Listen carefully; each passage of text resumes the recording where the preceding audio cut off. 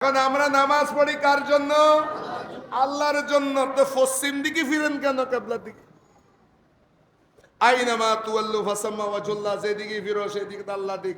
আমি বলেছি নামাজের মধ্যে মিলাদুন নবী আছে। কিবলার দিকে কেন ফিরেন জানেন? কিবলার দিকে কেন ফিরেন? কিবলা দিক জিনকি সজদে কো মেহরা বেকাবা ঝুঁকি। এটা কার কথা? এটা আমাদের হুজুর লিখছে। কে লিখেছেন?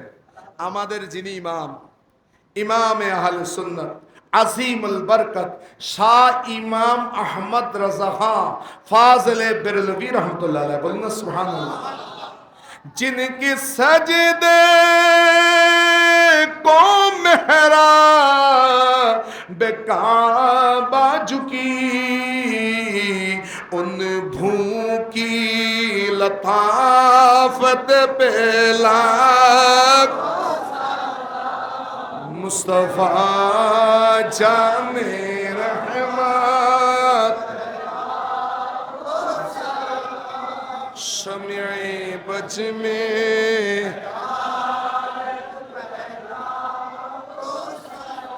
মেয়েটা টকটকে একেবারে সুন্দরী মেয়ে, একেবারে ফর্সা একটা মেয়ে, খুব সুন্দর বউ।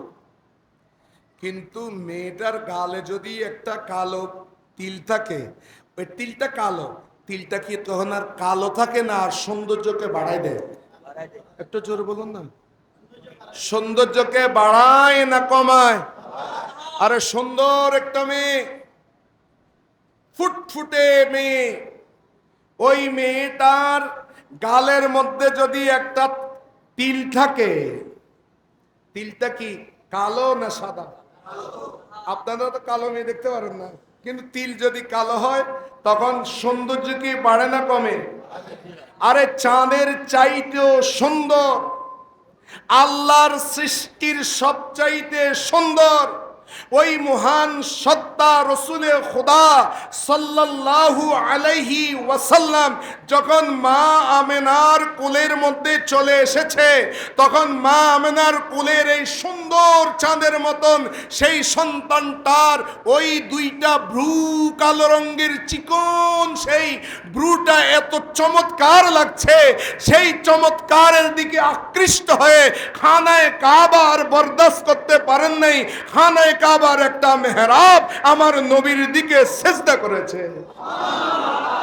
নারে তাকবীর, নারে রিসালাত, নারে গাউসিয়া। ওনে ভু ভু ভু ভু বেল কি হয়? ওনারা কি হন? গুরু গুরু হন না। এটাকে ভু কি লতাফত, এই চিকন ভুল লতাফতের উপরে ইমাম আজমের উপরে লাখো সালাম, সেটার দিকে সিজদা করেছে কে? মেহরাবে কাবা। বলুন না মেহরাবে। আপনাদের মসজিদের মেহরাব কে এদিকে না? এই মেহরাবে কাবা এটা কনক্রিটের তৈরি, তা এটার মধ্যে জান নাই। দেখেন মিলাদুন নবীর মধ্যে ফায়দা কি? আমাদের হুজুর এতক্ষণ পর্যন্ত বুঝালো মিলাদুন নবী আসলে মরা গাঙের মধ্যে পানি আসে, মরা গাছের মধ্যে ফুল ফুটে, যুবকদের মধ্যে 29 দিন পর্যন্ত মাস ব্যাপী তাদের মধ্যে একটা চেতনা সৃষ্টি হয়, ঘুমন্ত সুন্নিয়তটা আবার সেটা জেগে ওঠে, তাদের সুন্নিয়তের জোয়ার এসে যায়। জশ্নে জুলুসের মধ্যে লক্ষ লক্ষ মানুষ এক কাতারের মধ্যে চলে আসে।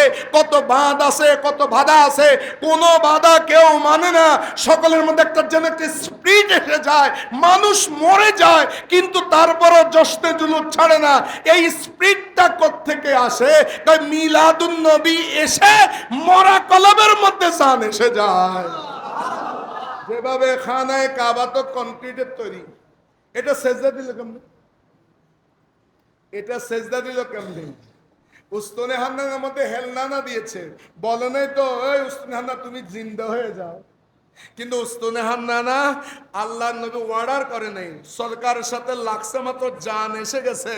রসুলে মকবুল সাল্লাল্লাহু আলাইহি ওয়াসাল্লাম মা আমেনার ঘরের মধ্যে এসেছে, আর খানায়ে কাবার মেহরাবের মধ্যে জান এসে গেছে।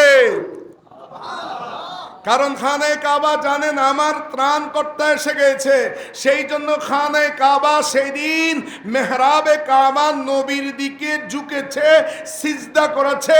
নবীকে খানায় কাবা বলেন, গোটা দুনিয়া ফিরে আমার দিকে, আমি ফিরি আমার কাবার দিকে। আমার কাবা হচ্ছে নবী মুহাম্মদুর রাসূলুল্লাহ সাল্লাল্লাহু আলাইহি সাল্লাম। খানায়ে কাবা মিলাদুন নবী পালন করেছে। আল্লাহ বলে, ও খানায়ে কাবা শোন, তুই মিলাদুন নবী পালন করেছ সিজদার মাধ্যমে একবার, তুই মিলাদুন নবী পালন করেছ সিজদার মধ্যে একবার। আমি তোমার সম্মান এমন ভাবে বাড়িয়ে দিব, আমি তো সবখানে বিরাজমান, কিন্তু যখন বান্দা আমার ইবাদত করবে, আমার ইবাদত যখন কবুল হবে, উম্মতে মুহাম্মাদি দৈনিক 5 বার পৃথিবীর যেখানে থাকুক তোমার দিকে সিজদা করবে। বলুন না সুবহানাল্লাহ।